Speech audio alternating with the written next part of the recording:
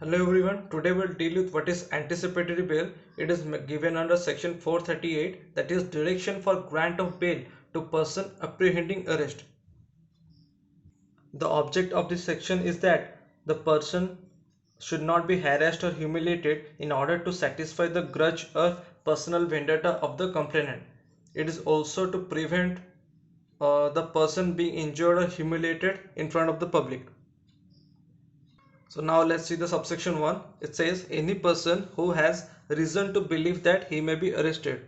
The use of this expression reason to believe shows that the belief that the applicant may be so arrested must be founded on some reasonable grounds, and mere fear is not belief.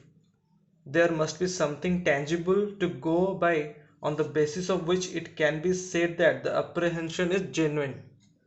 Secondly, him on the accusation of having committed a non-bailable offence. Here, the accusation is the condition precedent for asking for anticipatory bail. If he has reason to believe and an accusation of having committed a non-bailable offence, he may then apply to the High Court or Court of Session. Anticipatory bail will be granted by only High Court and Court of Session. Then the High Court or Court of Session will give a direction under this section, that in event of his arrest he shall be released on bail. So this subsection deals with the direction to be issued and not a anticipatory bail. Anticipatory bail will be granted afterwards. Firstly, the court will grant a direction or issue an order. Then the court will consider the following factors, that is nature and gravity of the accusation, antecedents of the applicant including the fact that whether he has gone previously imprisonment or not, possibility of the applicant to flee from justice, or whether the accusation has been made with an object of injuring or humiliating the applicant by having him so arrested. So these are the factors the court will consider. Then the court may reject the application forthwith or issue a interim order for granting anticipatory bail. Now he grants an anticipatory bail. The court has discretionary power either to reject the application forthwith or to issue an interim order, provided that where the High Court or Court of Session has not passed the interim order or has rejected the application.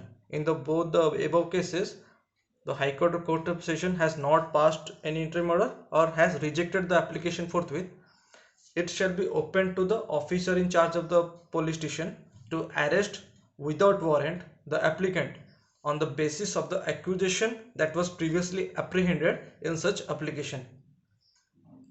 Next, subsection 1a, it says when the court grants an interim order under subsection 1, then it shall forthwith cause a notice to be served. It shall be not less than 7 days notice. To whom?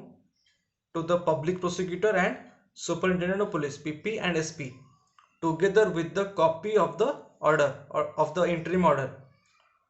That reasonable opportunity to be provided to PP and SP for being heard when such application will be finally heard.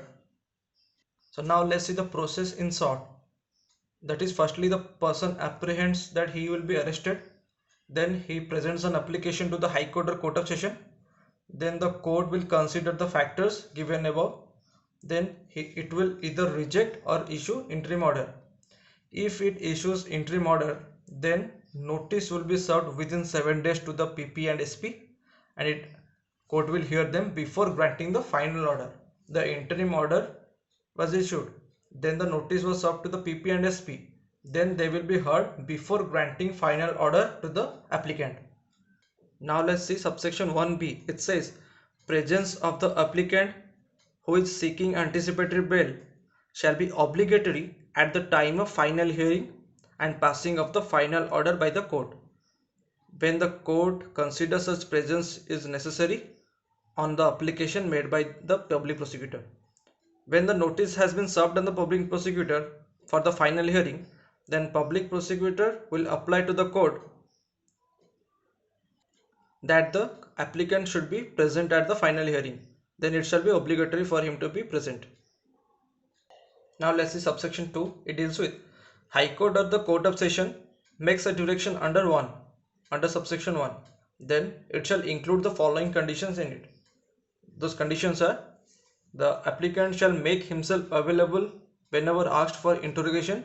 Then he shall not make any inducement or threat or promise to the witnesses or any evidence. Then he shall not leave India without the permission of the court, and such other conditions shall be imposed as given in section 437(3). Now let's see subsection 3. It says direction has been issued for him, to the the applicant. If he is arrested without warrant by the officer in charge after the direction has been issued, and he is prepared to give bail while being in the custody, he shall be released on bail. Firstly, he has been issued an direction, then the officer in charge is going to arrest him, and he is prepared to give bail while being in the custody of such officer, then he shall be released on bail. So the person must be in custody so as to be released on bail.